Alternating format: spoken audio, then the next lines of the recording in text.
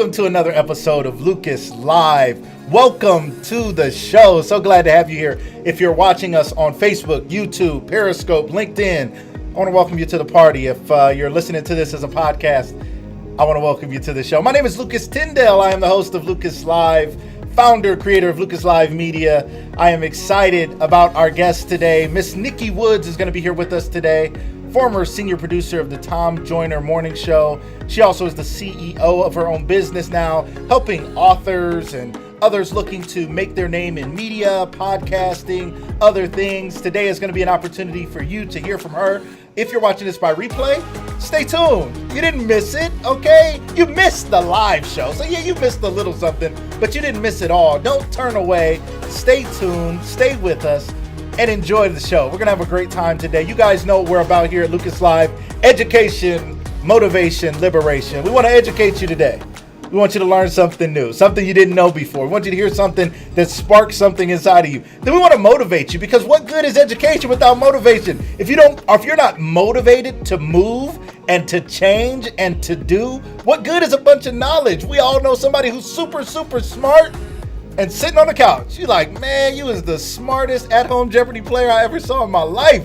But you're not doing anything with it, right? So education, motivation, liberation. Liberation is about setting people free. We want somebody to feel free today, to live their dream, to start their podcast, to write their book, to do the things that they feel they should do. You guys know I started this show 10 days after losing my mom. And I just hit go live because I knew in that moment I had to go live. Go live and go live are spelled the same way. Did y'all notice that? So I had to go live because I had to go live. And you guys know that I've been coming live to you guys every week. And we've been bringing great guests to you here on Lucas Live. And we've had so much fun. And you guys make the show great as our live audience and even as our replay viewers. I love getting your messages. I love seeing you engage and interact. Even when you're watching the replays, I love seeing people still interacting with the show, interacting with the content. It's so much fun. So welcome, welcome, welcome as you guys come into the room and get comfortable. You know, I don't know where you're at. You're at home somewhere, right? And somebody has just finished up dinner. Somebody's doing something else. My wife just said she can't find us on Facebook. Okay, we're going to make sure that we get things rolling here. I don't know why it didn't go live on Facebook. We'll see if we can get that straight. You know how technology is. I see Nikki Woods. She said I am. Are you saying I am live on Facebook? Okay. Lucas Live Media. You can find me there. If you can't find me on my page, I'm going to check and see where we're at, make sure things are good. I'm going to just check that out. You know, you don't know. Thank you, Jaysha. All right. I see, Jaysha, you're here on Facebook. Jaysha, let us know. Are you on Lucas Live Media or are you on my personal page? Let me know. Just want to know where everybody's coming from. Make sure we're good today. So glad that you guys are able to find us, able to join us. So we want to make sure we're here. I see us here on Lucas Live Media. All right. You are, but didn't get an alert. Okay. Somebody said they didn't get an alert, but we're here. All right. Somebody had to go to the page. Okay. Well, you know, when you're using technology, it does a lot of fun stuff, you know, tries to make things a little complicated for people. But we're going to have a great show today anyway. I think we're definitely on Lucas Live Media. If we're not on my personal page, that's okay. We'll still get with you guys. You guys will still be able to see it. Please share the broadcast. People who are here, I see you, Jaysha. Thank you so much. Christina here on Periscope. Thank you so much for being here. Glad to have you. Everybody who shared the broadcast, we appreciate it. What I'm going to do is I'll go to Lucas Live Media and I'm going to share it to make sure it goes live to my page. You know, it's possible. We all can make things work. So I'm going to share it as a post to my page. And boom, hopefully we come on live and everything is good. So thank you guys for our quality control. You know, everybody is on quality control. Corinne Marie, my wonderful wife, thank you for being here. Let me know if you can see it on my page as well as Lucas Live Media. We want to make sure we're live everywhere. We want people to meet our wonderful guest today and hear her story and get some education, motivation, and liberation. She has a lot to share. I am a fan of Miss Nikki Woods, who is here today. she was going live on Periscope. A lot of y'all still don't know what Periscope is. I say we're live on Facebook, YouTube, Periscope, and LinkedIn, and y'all be like, I don't know what this dude is talking about with this Periscope thing. I don't know what's happening, but whatever. I don't know what that is, but yes, Periscope is a thing, ladies and gentlemen. For those of you who know what Facebook Live and YouTube Live and all this stuff, y'all don't know about the Periscope. Periscope was the OG of all live media. People was going live back in 2015 before anybody dreamed of going live on Facebook. Facebook was catching up with Twitter because Twitter bought this thing called Periscope where you could take a look into people's lives as they went live through the Periscope. I think that's what it was. I don't know. Maybe I'm making that up. I don't know. Shamar, welcome to the show. Miss Venus, thank you for being here. Thank you guys. I appreciate when you guys comment. Love it when you guys share. We appreciate having you guys here today. So now that we got over some technical difficulties, as happens at times, and we're going strong, I want to welcome to the show our wonderful guest, former senior producer of the Tom Joyner Morning Show, again, her own CEO, own boss, live from Texas. I'd love to welcome to the show Miss Nikki Woods. Welcome to the show. Well, thank you. I'm glad to be here. It's so glad to have you. As I was telling you before the show, I've been a fan for some time. Some people may not know who Nikki Woods is, but I learned once upon a time that you were a producer at the Tom Joyner Morning Show, and someone I know had gotten on the show, and I was like, how? Like, how do you get on the biggest radio show in the world that I ever knew? I was like, how? And he was like, there's this lady, Nikki Woods. And, I connected with her somehow, and I got on this show. I was like, well, I'm just going to follow Nikki Woods and find out what she's talking about because she must know something. And I've listened and watched, and my wife and I have listened and watched, and we've learned so much from you. So, again, I'm so glad to have you here today. Well, I'm happy to be here. That's very sweet. Thank you. I appreciate that. Absolutely. So, Miss Nikki Woods, we're going to jump around a little bit, but let's jump into the Tom Joyner Morning Show. Let's start there because that's something that I think people want to hear about and want to know about. Then we're going to rewind a little bit and talk about your media journey. And in here, we're going to talk about how you can help somebody out there who is interested in knowing more about you, somebody who's interested possibly in working with you, but they didn't know they could, or taking one of your courses, or one of the things you have available to them. So let's start there. The TJMS, the Tom Joyner Morning Show. How in the world did you get involved with the Tom Joyner Morning Show? How did that happen? Not like I just showed up. I didn't think so. I mean, I assumed you did some work, So I had been in radio for a while. I was working in Chicago, and I was on the hip hop station, which is WGCI, and Tom was doing mornings on B103, which was our sister station, which was urban. And so we had heard of each other. We knew each other. I knew Tom's son, Oscar. And, every once in a while they'd kind of check in like, you okay where you are, what you doing, what's going on. And, and I was really happy in Chicago. I loved doing mornings at GCI. It was, the number one urban station in the country. I mean, we were rocking it out. Yeah. And then one day there was this article in the paper that said that we had been fired. And so we kind of read that. That was nice. Right. Always great being in radio. Yeah. And so, of course, they assured us it wasn't true. It was just a rumor. And then a week later, we got fired. And so they brought in Steve Harvey. And, most people in radio, they have a non-compete. And you got to sit out for a while before you go work for a competitor station. And I had 9 months that I had to sit out. And then 9 months and 2 days, Tom called and was like, ready to get back to work? Wow. Back to work. So I moved to Dallas. Well, wow. Okay, so you moved your whole life, finding out that you were fired but didn't know it. What's the deal with radio, real quick? What's up with radio? I think J. Anthony Brown was on the Tom Joyner Morning Show, and then he wasn't.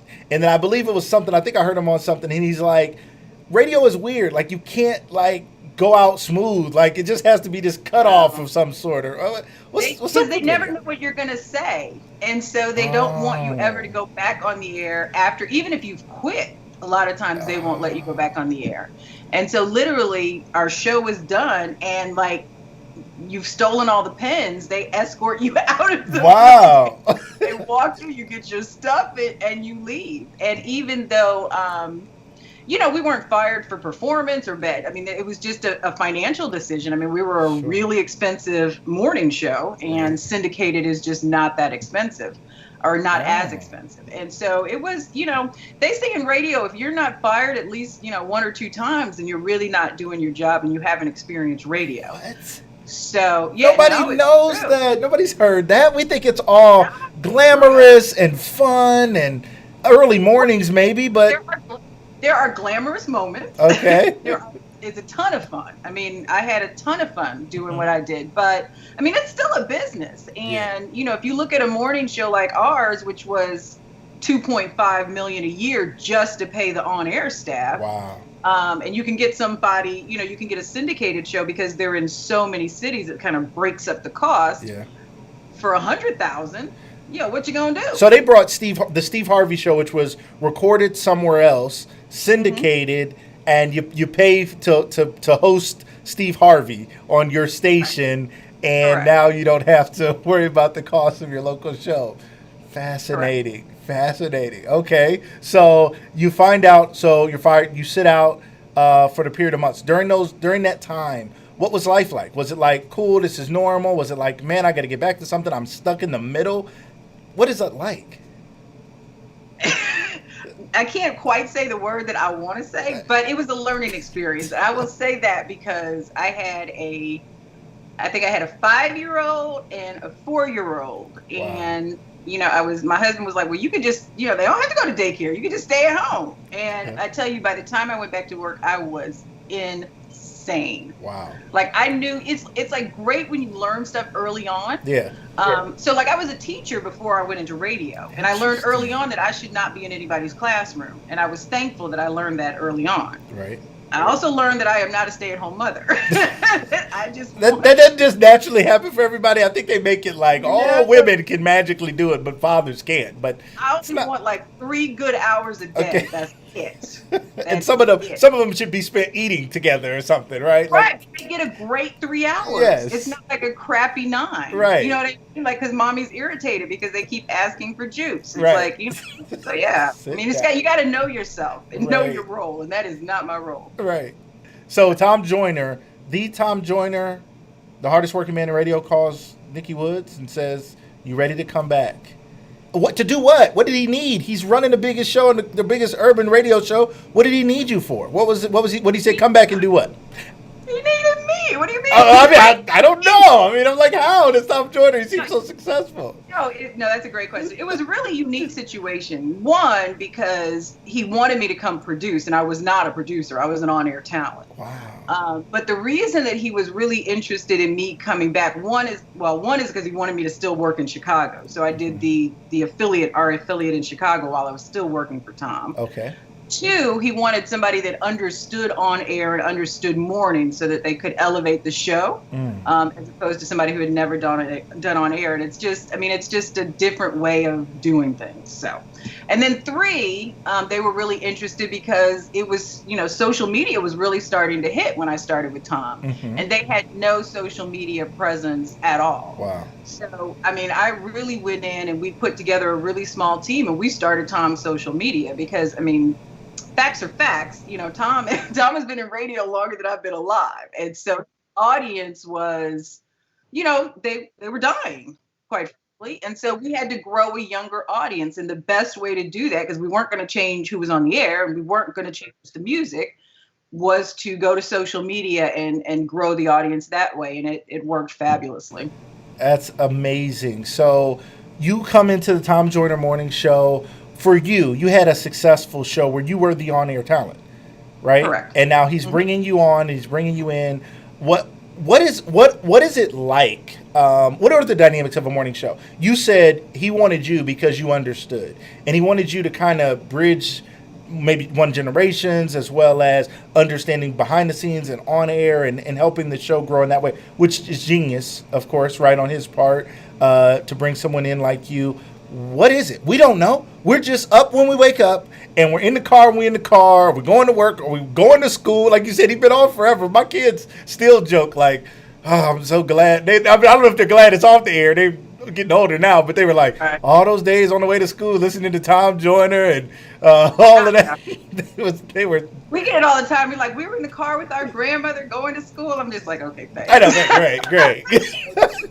I know it means career longevity and all of that stuff. Right, Like, 25 years, amazing. So, what's it like behind the scenes of a morning show? What is it that we don't know and we don't understand? What does it take? And there's hour. I mean, it starts at what time in the morning? 6:30 in the morning or something, and goes. Oh no! Oh God! What time do they start? We started at 5, so we were at work by 4:15. Tom was on the phone with us at 3. I mean, it's a whole thing. Oh yeah. Help us understand. We don't know. We're taking it for granted. Ricky Smiley's doing. Others are still doing it. What's it like behind the scenes? I think that's the biggest misconception. I think people think you just kind of wake up and you go to work and you sit down and you talk. And I mean, that's a lot of it. I mean, you have to have a natural ability to conversate and have a conversation and for it to make sense. But you do have to prepare and you do have to kind of coordinate things behind the scenes. So it's a time. I mean, can you imagine like sitting around with Jay and Tom and Sybil for like 4 hours out of your day and everybody else that we had brought on? I mean, it was a great time, but it is a job. It is work. Right. It's a lot of it's a lot of work. A lot of work. So, and when you think of it on the syndicated level, we had 122 cities that we had to keep happy. Wow. So it's no small feat, and it's hard to bridge that gap between talent and the man whose name is in the jingle and wants to do it his way, and then 122 other stations that may have their own ideas about how things should be. Interesting. It would seem to us, one, I can't imagine. So it does. I mean, I don't assume that you just wake up and go, but I can't imagine 3 a.m. you're on calls. I'm doing a live video podcast, and what it takes to make stuff go, and then we have technical difficulty already, and others is madness. Some days I'm like, people don't know. They think I just pop up on here and just happen to have guests hanging around waiting to jump on the phone or jump on the Skype or something. But it takes a lot. I can't imagine. And this is an hour. And coordinating time zones and things like that. So you guys are then coordinating, bringing guests on. Help us understand and these aren't just always just any old person, right? You guys are getting some important people to wake up real early and talk about their new album or new whatever it is. What was it like getting a hold of those guests and getting those things coordinated? Well, it wasn't just me. So let me absolutely say that. I mean, we had a big team, but it is work, and it would be so funny. Like we'd be out, doing a live, broadcast, and somebody would tweet me, and they'd be like, "Well, I tried to say hi to you, but you were too busy." And I'm like, I have 8 million people show, and I have Tom Joyner who will pull his glasses down and look at you over the rim when something goes wrong. I mean, it is a lot. It is a big job. But I think that we all have such a love for it that, it's just, I think it's who we are more than what we do. I absolutely loved every single minute of it, even the hard moments. And there were a lot of hard moments. But, I think about the people, like you said, the people that I had to call. Like, Tom would be like, go call Andrew Young and get him on the phone so we can talk about this. Or, so I'm calling Andrew Young's home. Me, What are you busy? Right. Yeah, and you could just tell he was still asleep. Or I remember the time we were supposed to be doing something, and Aretha was supposed to be on the show the next day. Wait, Aretha Smith, Aretha Franklin, the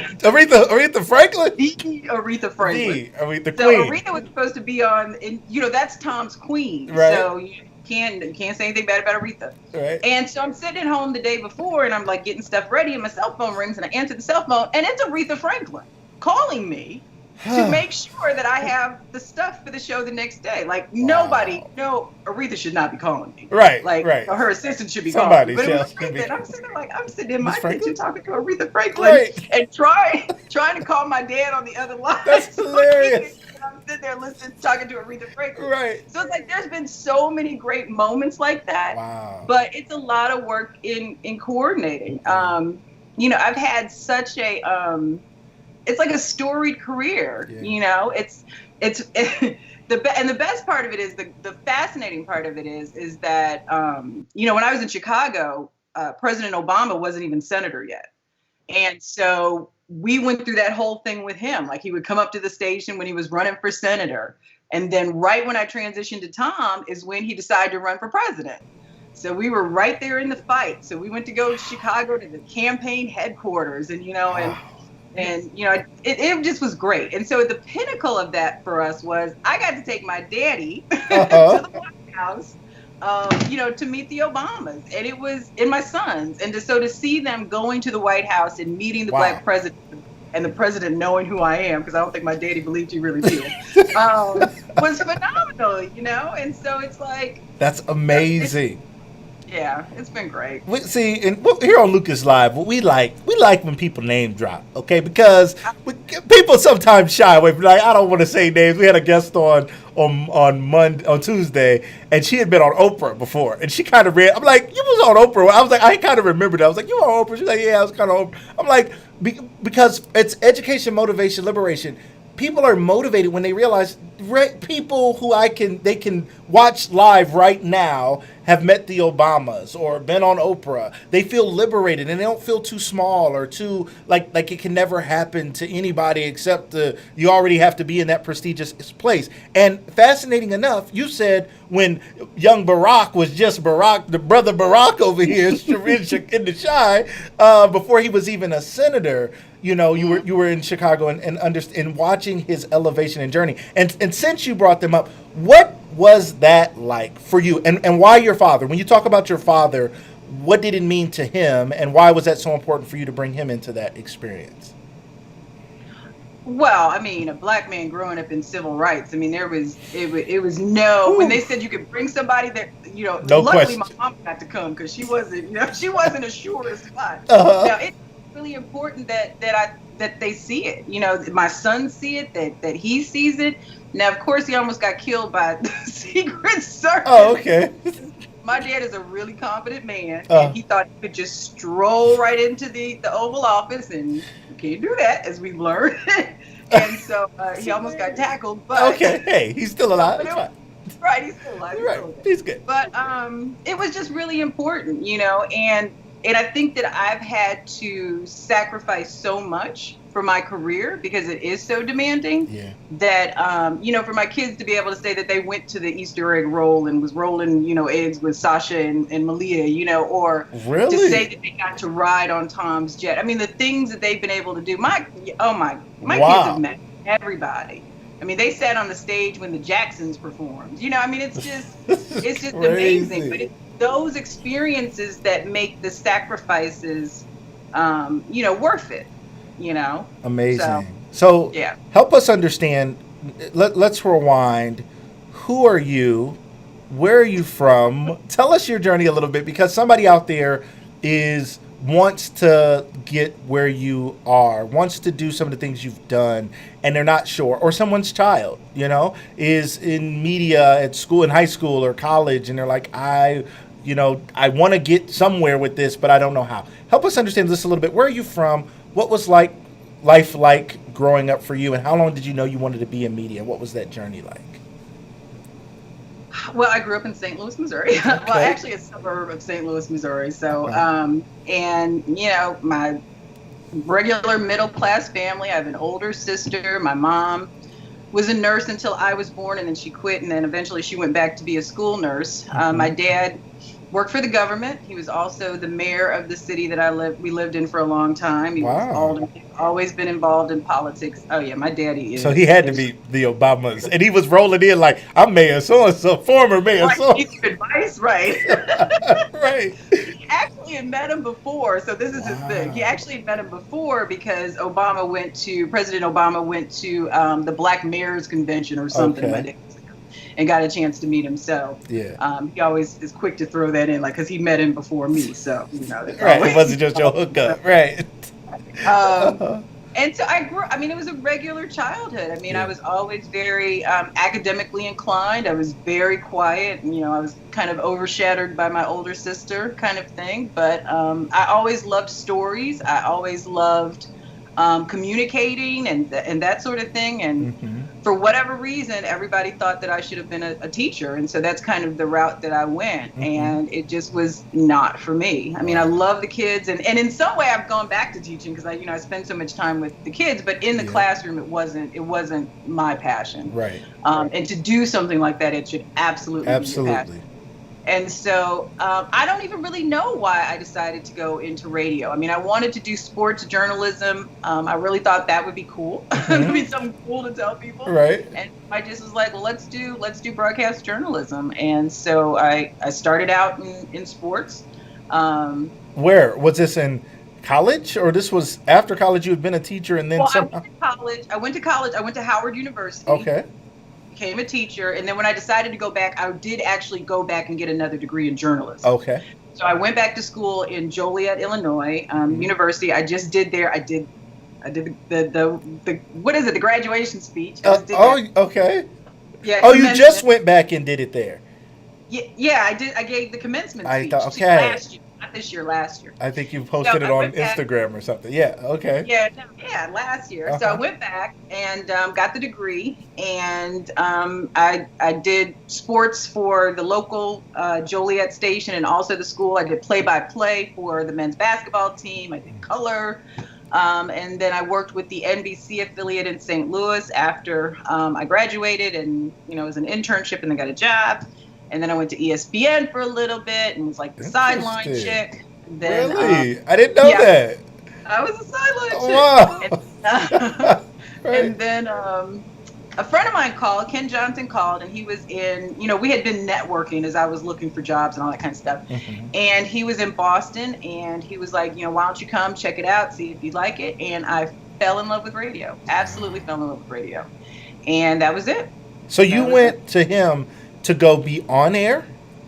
Just, to see Boston. I'd never been to Boston. I was like, well, let me just, check it out. And wow. That was it. That was it. And it took off. Started mornings at Boston, yeah. And so then you're on radio and you start that. And now, how do you get to Chicago, to this #1 urban hip hop station? How does that happen? Because this is even more fascinating, because you were a teacher already. You weren't just somebody who was like born, like I was always heading in that direction. When I was a kid, I was sitting there with the microphone practicing. It was like you shifted, and people need to know they can make shifts and changes in life, and they're not stuck on the tracks that they laid for themselves, or their parents laid for them, or their education laid for them. You can get off that train track and lay some new tracks and do something else. So how did you get to Chicago? How did that end up going? Okay, well, I'm going to tell you. Well, I'll go back to that, but I'll tell you how I got to Chicago. So when I was in Joliet and I was in school, I was like, GCI was just it. It was like they were award winning. I mean, it was just the place that everybody wanted to be. And so it's just, I always wanted to be there. And so when I went to Boston, every week I would send my air check, which is what I sound like on the air, to the station. And I would always get that little polite reply, we're not hiring. Because the biggest thing that you have to know in radio, and I'm sure you guys probably can figure this out, is that you really don't get a job unless somebody's losing a job. So it's not like they just have open spots just sitting around waiting to be filled, So I would like for a year, I would send him these tapes, and I'd always get the reply, we're not looking, we're not hiring, yada, yada, yada. So I don't even know if I got fired in Boston. So Ken got fired the day after I started, right? You're connect. Ken was gone. And I was in Boston, and I hated it. Wow. So I worked with great people, but I just hated Boston. Wow. And so I was like, I don't even know if I got fired or quit, but a year, our relationship was done. Yep. And I was going to Jacksonville, Florida for a job. And so my sister was still in Chicago, the Chicago area. So I was like, well, I'll just drive through, hang out, then go. And so I was just thinking, like, I should just go on up to GCI. Like, I should just go up there and say hello. I mean, I've been, sending air checks for a year. Mm-hmm. Clearly, they know who I am. Right. So I take my little cell phone up there to GCI, no appointment, just walk in. And the assistant program director was there. His name was Jay Allen. Well, his name is Jay Allen. He's still a program director in Chicago. And he was like, well, do you have a demo? I had a demo. We popped it in. Elroy Smith, was the PD, he came back from lunch. We listened to it. And basically, I got hired that day. They hired me. There was no spot for me, and they had to figure it out. Wow. So you went for it. Now so you get to Chicago, you decide to go straight up there and go show them, go say something to them, and it happens. Now there was something. Do you remember what you were going to say? You had some other thought. And you said I'm going to come back to that. Oh, I was going to say, see, you should listen to people when people really kind of recognize what your gifts are. You should kind of, pay attention to that, because sometimes people see things in you that you don't necessarily see. Right. And so for the general manager at McDonald's who said, you need to put that girl on the microphone because everybody will be able to understand what she says and drive through, I should have listened. Wow. So, yes, I started rocking the mic at McDonald's. You was rocking the mic at McDonald's. Welcome to McDonald's. Can I take care? People are like, I've heard that voice somewhere before. She was like, yeah, that was me at the drive-thru. So I love that. Following your gifts. I think a lot of times we are like stifling our gifts. A lot of times our kids are creative and there's things that they're good at, but we're like, nah, that's not the traditional. Like, you should be a teacher, right? That's more, you should be you want to be a doctor? How about a doctor? That's always good, And we try to funnel them down these paths. And I think the reality is the future is in creatives, because the computer can calculate and anticipate and formulate everything that people once did. So we're not going to need a lot of people to do mundane tasks nor complex calculations, right? What are your thoughts on that, on the future being with creatives and people who can put out content? You're an author, and you go live and podcasts and other things. What are your thoughts about the future belonging to creatives, or do you agree with that? I don't know if I agree with the future belonging to creatives necessarily. I think the great thing about creatives is they have the ability to think outside of the box. Right. And I think the future belongs to the people who can think outside of the box. I love that. Because it's such a narrow path. I think that the way we had to do it, I look at, it's like my son, like he's taught himself how to play the guitar. He built a computer the other day. He was like, I want to learn how to breed fish. And I'm like, well, why? Where are you learning all this? And it's YouTube. Wow. Like he watched a YouTube video and built a computer, and it works. Wow. I was like, I knew he could build it. I didn't know if it was going to work. Work. That looks like a computer. And so it's like there's just so many opportunities. It's when I started in radio, like literally somebody had to give me permission by giving me a job to do what I love to do. You don't have to do that now. You can literally wake up, buy a microphone, plug it into your computer like you said, and you got a show. Got a show. And you got a show. Got a whole show. Right? I love it. I love it. But it's like if you confine yourself to the way that people say it should be done, or the way it's always been done, then you're gonna miss out. It's like when my son is actually moving into his dorm, hallelujah, tomorrow, and one thing I've been very conscious of is just not telling him what I think he should do. If you want to study Spanish because you think you want to go to Spain and teach it, go do it. Go for it. If you think you want to be an engineer now, go do it, because the last thing I want for them is to be stuck in a job just because we thought it was right, or he thought it would pay a lot of money, or it came with some prestige, and they're miserable. Yep. They're miserable. I love that. So to those who can think outside the box, that's where it's going. You got to find a way. And then I love the fact that, like you said, your son, there's so much to learn on YouTube. Like, you can get a whole college education. You could be a whole new person. You could do all kinds of amazing things. You can. You really can. It's like he was playing some Bob Marley. I was looking for a guy to teach him how to play guitar, and all of a sudden he's playing Bob Marley. And I'm like, well, how did you learn it? He's like, YouTube. I'm like, oh, YouTube. I don't need to meet strangers. I'm waiting for YouTube universities so that, everybody can just do that. Just do that for free. Yeah, you can learn so much just by Googling. It is amazing. Yes, I love it. So people, your message. What is it that you want to teach people? Like at the core, when you're putting out content, what is it that you're thinking? As Nikki Woods, with all of my life experience, these are the one or few things that I think everybody should know. Probably that it just doesn't matter what you've been through. Yeah. That you can do whatever you want to do. It doesn't matter what your family was like. It doesn't matter what kind of education. It doesn't matter what's happened to you in the past. That you can make a decision that is not going to be your story anymore.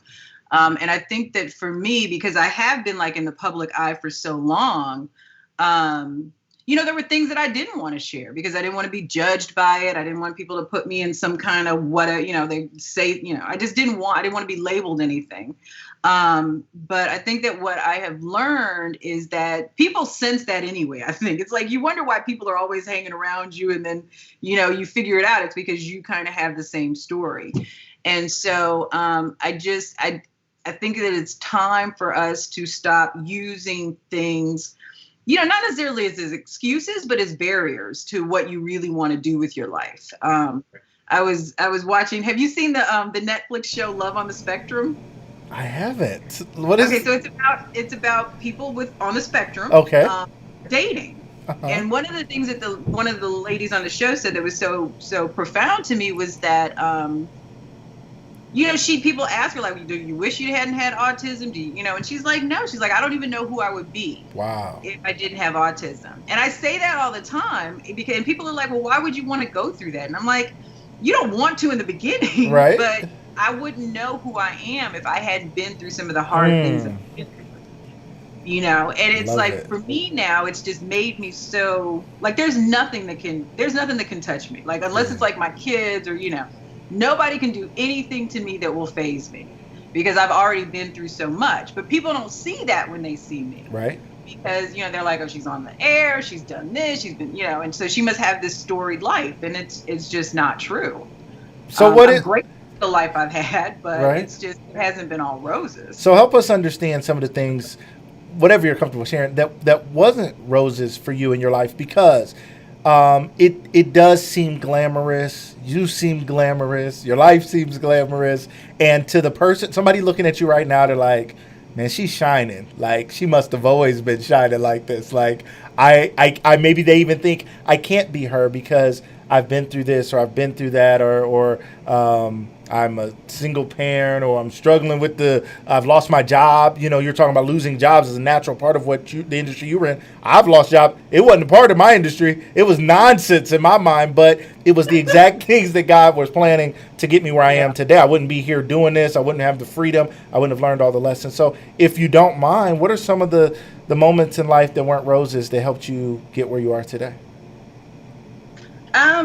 Well, probably the biggest one is that when I was a sophomore in college, I was raped and beaten and left for dead in an alley. So, and then, was depressed and suicidal probably for about a year after that. Wow. Yeah. So, but it's a lot. So, you go through things, but like I said, if I hadn't been through that, if I hadn't experienced that and had to dig deep, to really come out of it. And that's the reason why I tell people it really is a choice. Yeah.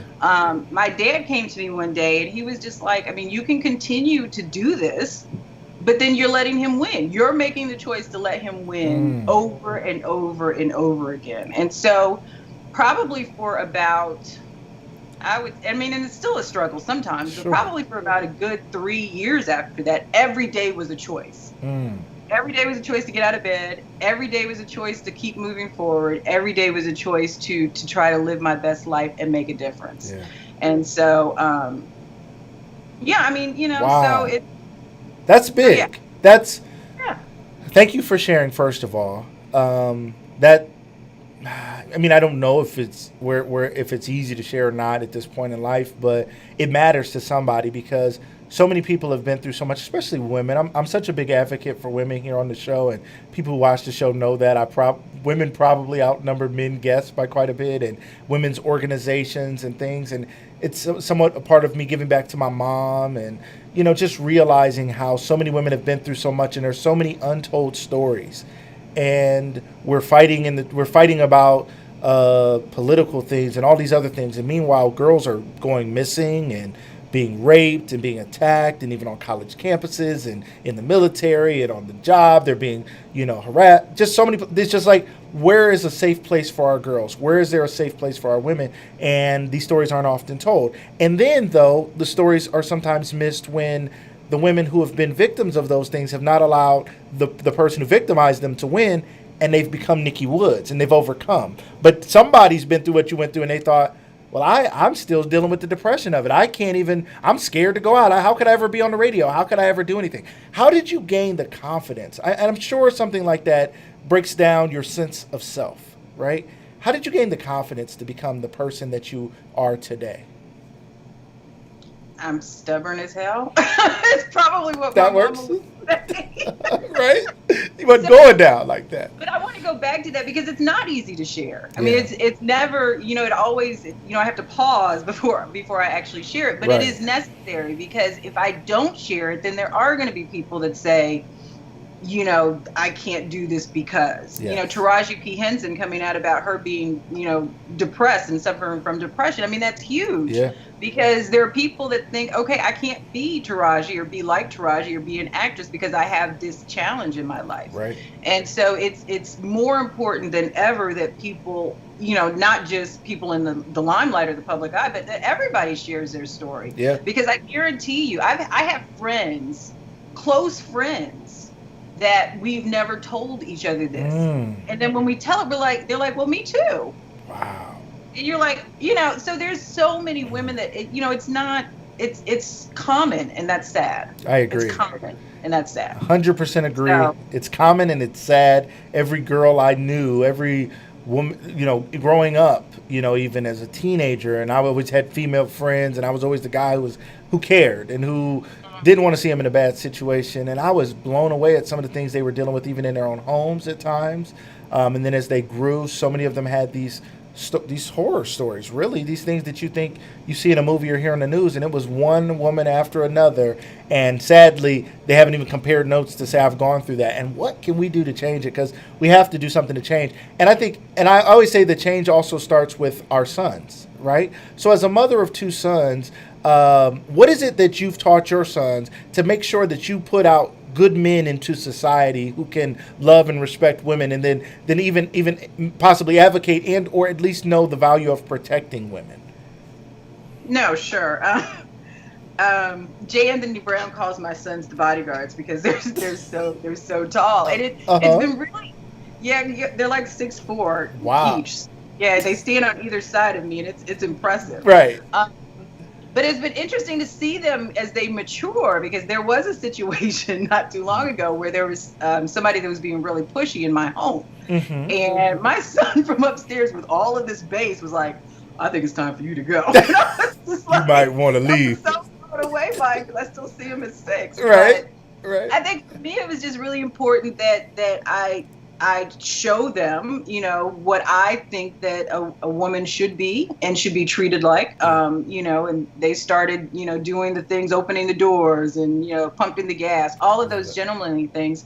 But then you have to have the tougher conversations about, always being in control of yourself, not introducing anything into the situation that could impair your thinking. And that if you ever hear the word no, whether she laughs after it or not, or she seems as if she wants to, that no means no, and you stop.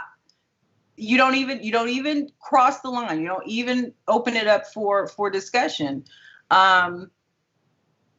And so we have to start with the boys, but I do want to acknowledge that, it's not just the women who deal with it. It is also men that deal with it as well. That's fair. And I think that it's the shame that keeps us in silence. Yeah. And I think that the shame is probably greater for some than it is for others, just depending on the situation, because you get judged. I knew the guy that raped me. Wow. And so from that, I've gotten, even as recently as 3 years ago, people will still ask, well, were you drinking? And I'm, seriously? What were you wearing? Maybe you gave them the wrong idea. So it's there's always some sort of shame and some sort of judgment that comes with a lot of that, and that's what keeps people silent. But you have to push through that. Absolutely. Because the silence of it just increases the shame, and it gives other people permission to stay silent as well and to suffer needlessly when there's so many of us that have been through similar experiences that can support. I absolutely love that. That is something that my wife is so big on, is women being judged because what were you wearing? What were you doing? Somehow it's your fault, little girl, right? At whatever age you are, it was from the time you're a little girl. It's like, don't wear this, don't wear that. And I still deal with that. I'm a father and I have daughters, and I'm sometimes like, honey, why is our daughter wearing that? And she's like, babe, like, is that a thing? What does that mean? I'm like, I don't know. It's scary, right? You're afraid of things like that, sadly, in society. And there are so many people who are out there to harm or who have mental health issues or whatever it may be. Yeah, But sure. but we have to teach our boys. We have to teach them the things that you just said. I hope somebody out there watching is thinking about that, and they're like, I haven't had that conversation with my son. I haven't told my son no means no because I just thought everybody knew that, and I couldn't. My son would never harm anybody.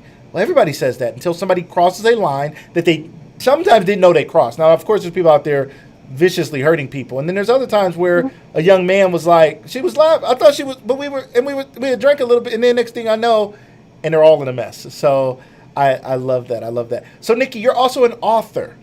Okay. Yes. Tell us about your journey as an author, and you help authors as well. So tell us a little bit about that.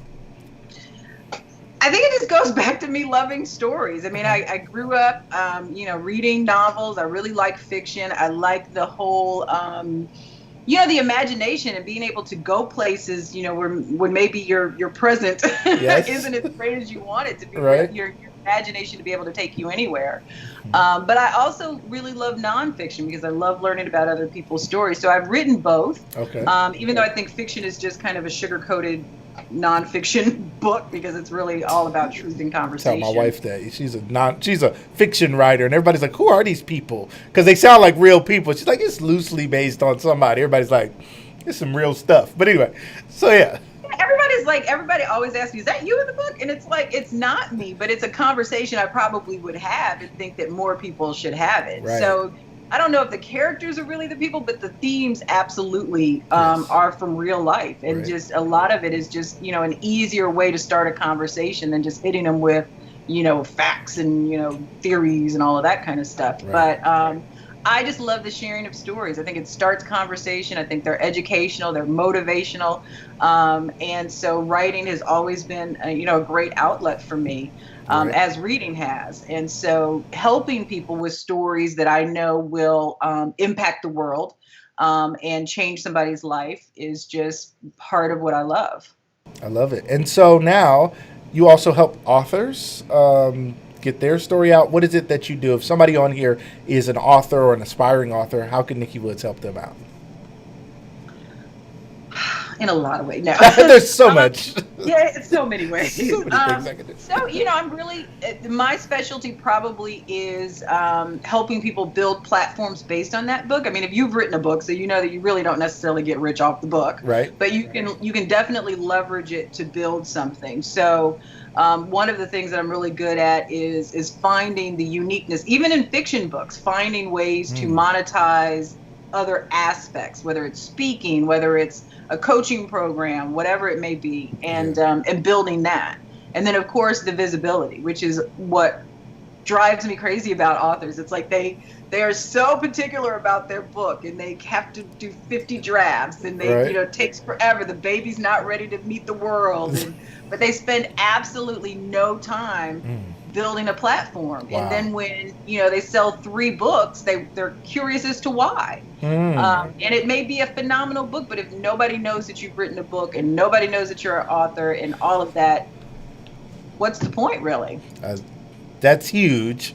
And very true and I love that you called it a baby because I often say that about people. I was like, be careful having a baby. Any idea you have, anything you do, because we need criticism and nobody likes criticism of their baby. Nobody wants to say the baby's ugly. Right. So it's like you might need somebody to be able to tell you that baby ain't that cute. Or some of that could have been reworked, or the next time maybe so they need that help. And then this is a baby that is not a private thing. You had this baby to show the world, yet you thought somehow by throwing it on Amazon or publishing it or creating it or printing it that the whole world was just going to know about it when there's millions of books every year.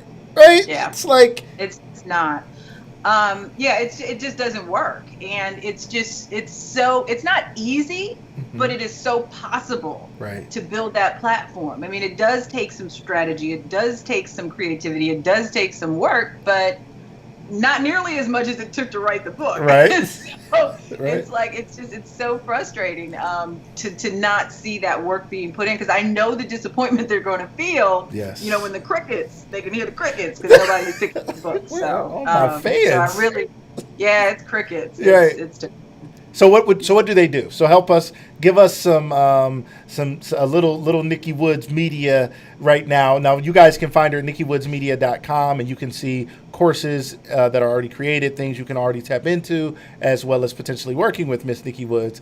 But if to give them a little preview of what they might get if they were to work with you or take some of your courses, what is an author to do?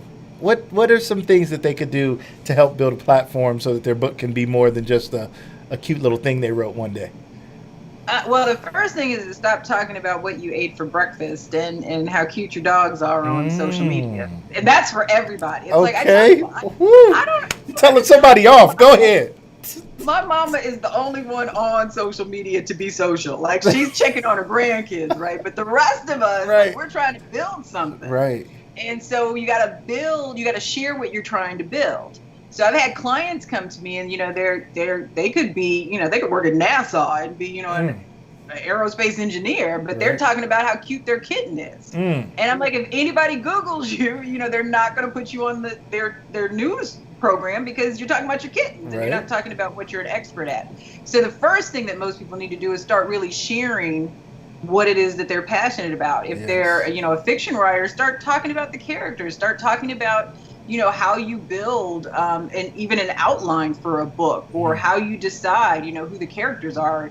Ask your audience to help you name them. Do all sorts of little fun, creative things to get people interested. If you're nonfiction, then talk about that. If you're a business writer, or if you write about, mental health, share around that. But you have to start doing that because you really want to attract the people that are going to be interested in what you have to write. And so you need to share it so people can say, that's the information I need.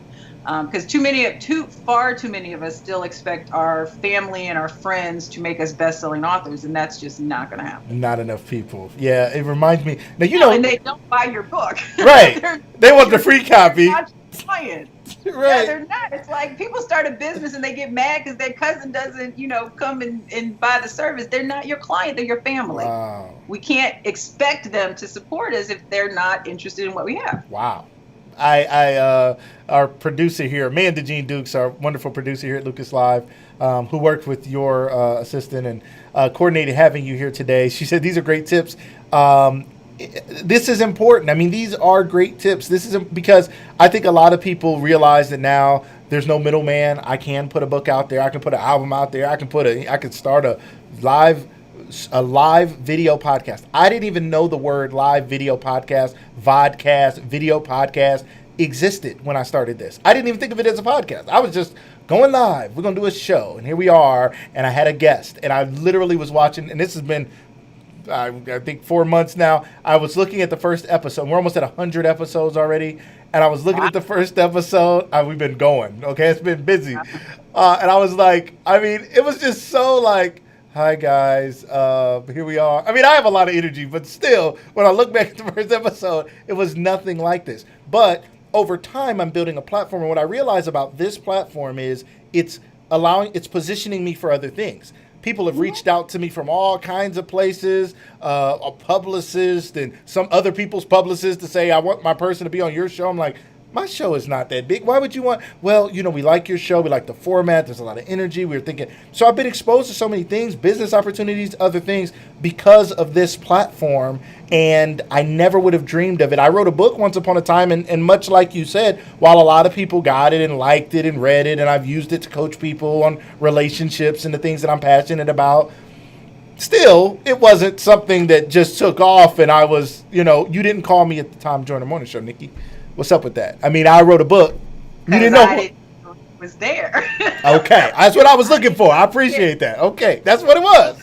I do want to say this because I don't want anybody, and I'm going to call my nephew because he did this, and I almost had a conniption. You may be able to because you could literally sit here and write a book now and put it on Amazon in 5 minutes. Yeah. Don't do it. Wow. My nephew did that. He wrote a poetry book, put it on Amazon, and called me afterwards. I'm like, yo, this is what I do. Right. Don't do that. We still want to have pride in our work, but we don't want it to. we don't want to get so caught up in the process that we never get it done. Yeah. But we don't want to put it out there because you will be judged on it. Yes. So let me just say that. True. You write a book and it's full of mistakes, you will be judged on it. Right. So you want to make sure that you're putting out quality, but you don't want to be in the paralysis of analysis and not doing it. Exactly. Right. And you don't want to wait until it's perfect. The book, I was reading a James Patterson book the other day and I found 3 typos. Wow. It's never going to be perfect. Right. It's never going to be perfect. So you just have to put it out there, but you do want to make sure that it represents your brand accurately. So you do want to make sure that you take care, but you can't let it hold you back. I mean, I know authors who've been saying they've been writing a book for 10 years. It does not take 10 years to write a book. It just does not. Done is better than perfect because perfect never gets done. That was a quote on your... I love that. Done is, ladies and gentlemen, think about this. Done is better than perfect because perfect never gets done. So when you told your cousin, your nephew to call you, what was it that you would have done? You were like, you should have called me. So somebody else out there is listening to this thinking, okay, well, I'm not her nephew, but potentially I could work with Nikki Woods. Let me go to nikkywoodsmedia.com. What is it that you would start them off with? How do you, what advice is it? What is the thing that you start to do for people? Well, I mean, ideally, because I'll have people come to me, and it's like, okay, I'm launching my book in 2 weeks. And I'm like, okay. What do you want me to do? You're done then, right? You're like, I can't help you. Should have been at my door 9 months ago. Wow. So unless you're an already established author, I mean, that's not the best way to do it. I mean, You really need to start before you start writing the book, in the beginning of writing the book, and do them simultaneously. Wow. Build your platform, tweet about it, share about it, but then finish it. Yeah.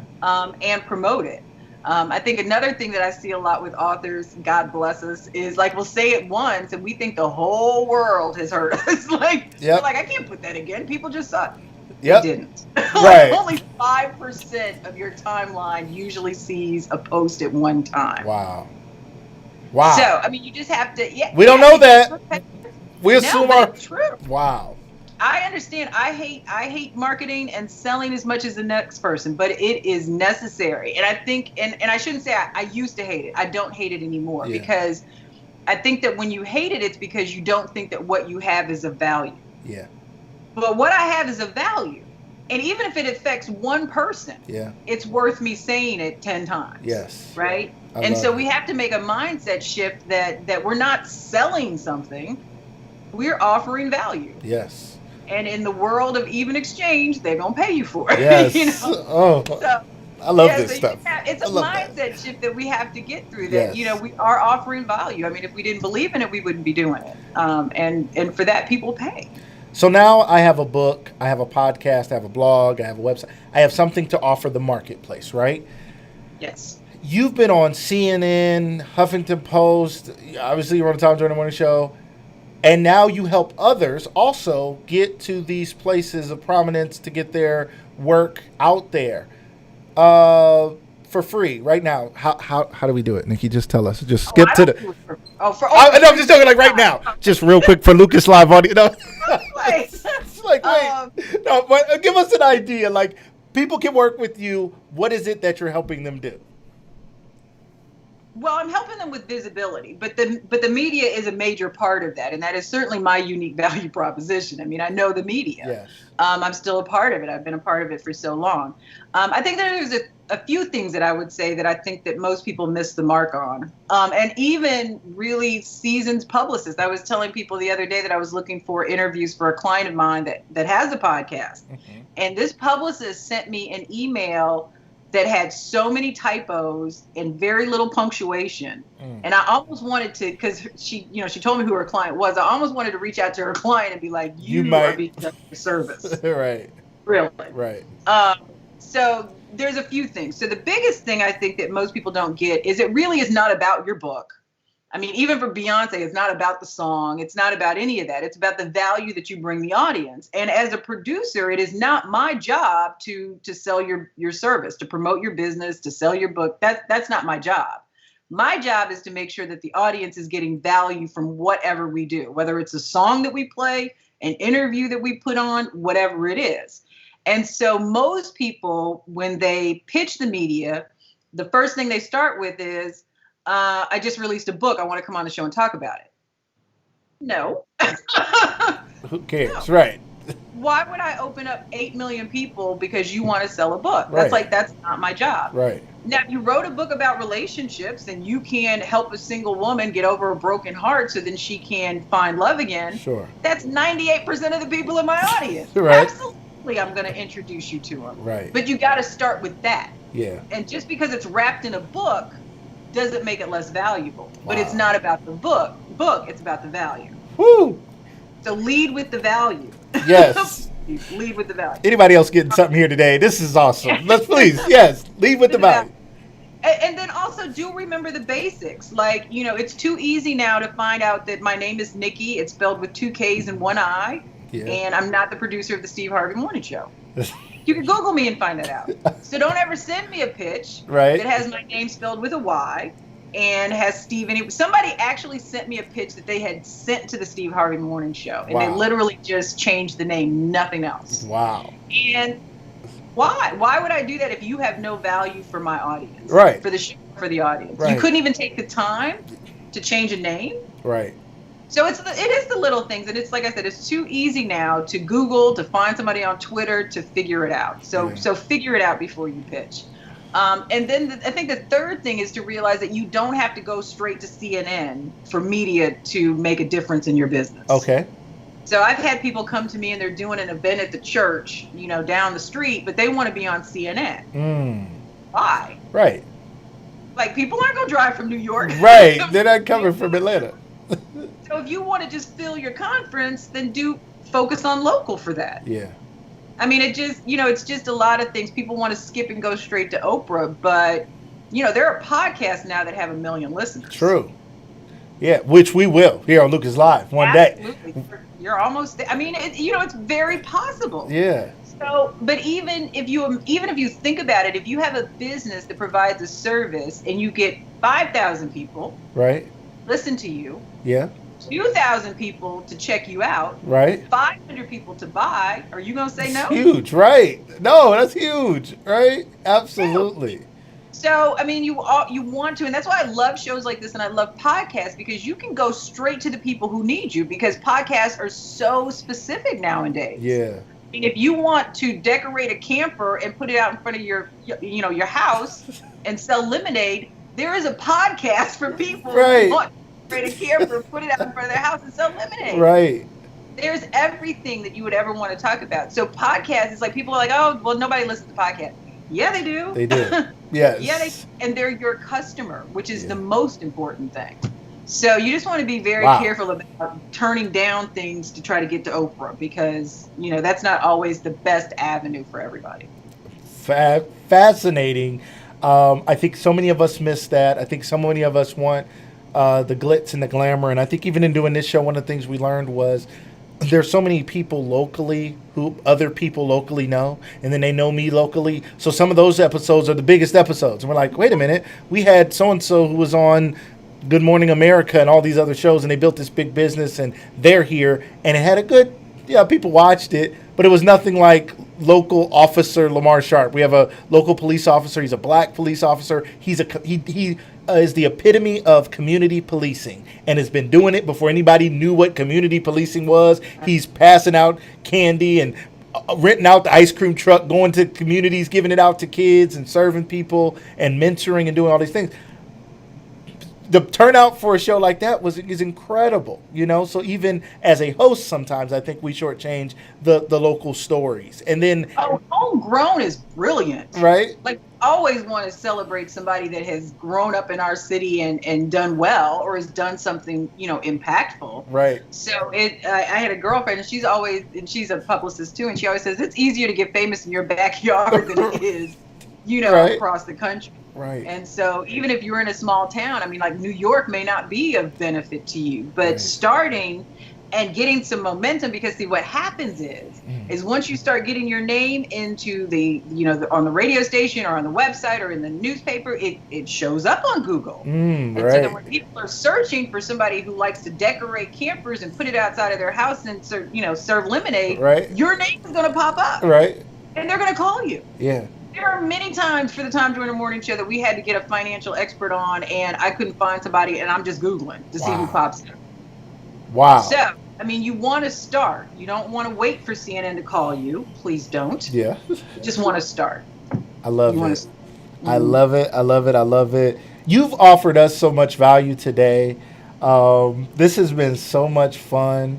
And what you share and what you've shared for years, and as I told you, I've been following and a fan for years, is helpful to me. And I know my producer's on, my wife, who's also an author, and all of us are sitting here like, we needed this. This is just such great information for me to start this show that became a podcast that I'm like, oh, video podcast is a thing. Oh, it's live video podcast. So, and we're going to take the recordings and put them on an actual podcast platform soon. And like I said, in 4 months, almost at 100 episodes, and have had just amazing guests from local people to national guests. Has just been such a joy. So thank you so much for helping me throughout the years, even though you didn't know. You didn't know. You were on the other side. I was hitting those hearts on Periscope back in the day. Just no, okay? I was the top fan. Just no.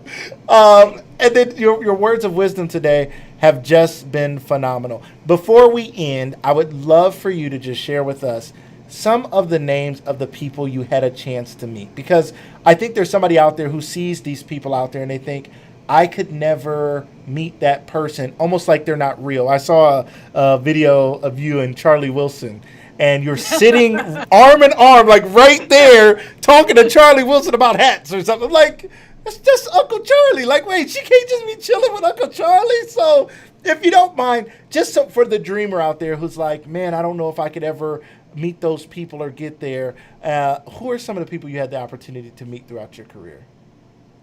Oh my gosh. I mean, it's like, I tell people it's probably easier to ask me who I haven't met, especially of like, if you were born like, 80s, that and up. Yeah. So I did one of the last interviews with Tina Marie before she died. Wow. I did a 2-hour interview with Luther Vandross when I was 9 months pregnant, and he sang to my belly.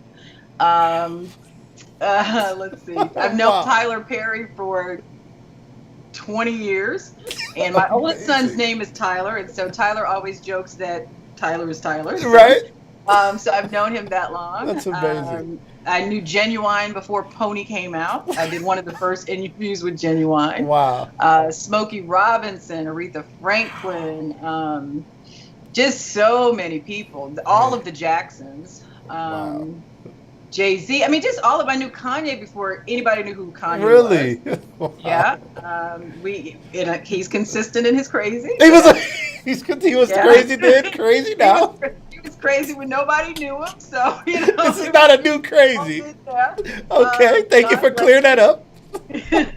When John Legend, who was he tour? I can't even remember. Before he was John Legend, we went to Jamaica one year, but he was just kind of the background singer for somebody. So I mean, just a lot of people, a lot of great people. And people always, the one question people always ask is like, who was like a terror, or who didn't you? And I really have not met anybody, celebrity, that I would say was just awful. Yeah. But I've met some really wonderful ones that I never expected to be so down to earth. That's amazing. So like Jay-Z's one of my favorites. It's like we were doing radio in Chicago, and it was like 6 o'clock in the morning, and Jay-Z just rolls right into the studio. We're just like, is that him? No on nobody. It's just Jay-Z in his little leather jacket in Chicago. Wow. Just fun things. That's like amazing. That. Just so many people. Wow. So many people.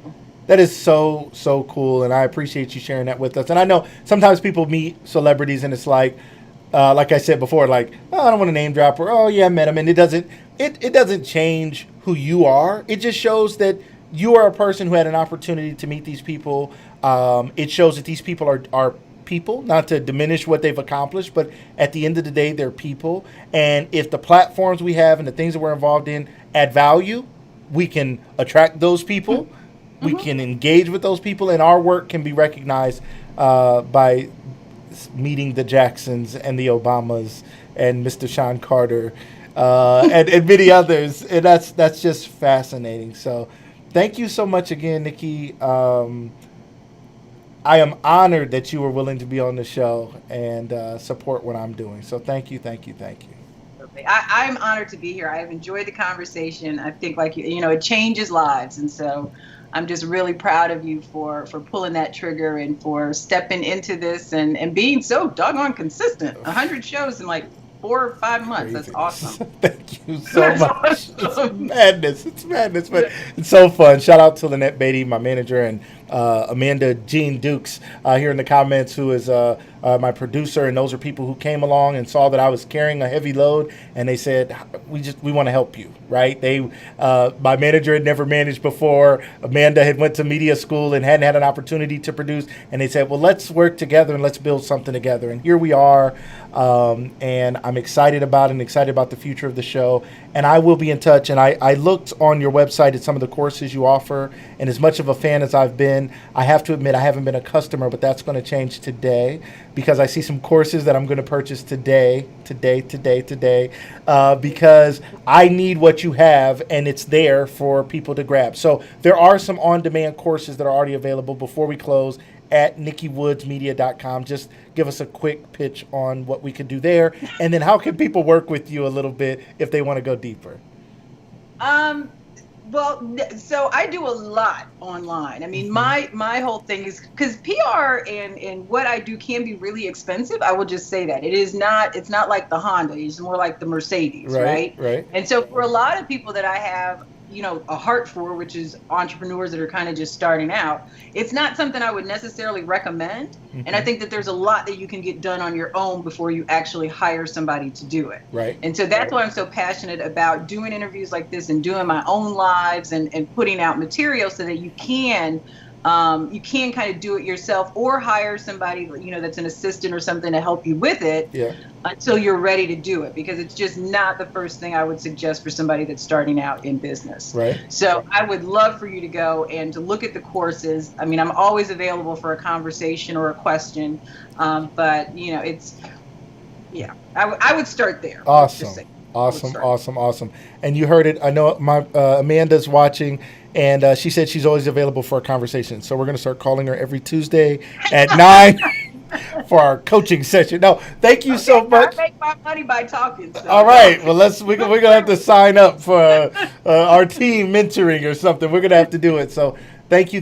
You've been phenomenal. You've been amazing. You've been inspiring to me. Education, motivation, liberation. You hit all buckets today here on Lucas Live. Thank you so much. Ladies and gentlemen, you guys, a round of applause in your homes, wherever you are, for Miss Nikki Woods. You guys, make sure you go follow her Instagram, Facebook, LinkedIn, at Nikki Woods. You guys see it there at the bottom of the screen. Make sure you guys follow her and support the work that she's doing, because even in what she's doing to help authors and podcasters and so many others, it's helping people tell their story. And in telling our stories, we're changing lives. You guys have been great as always. Thank you guys so much for being here with us today. We'll see you guys again next week on Lucas Live. Everybody have a great day.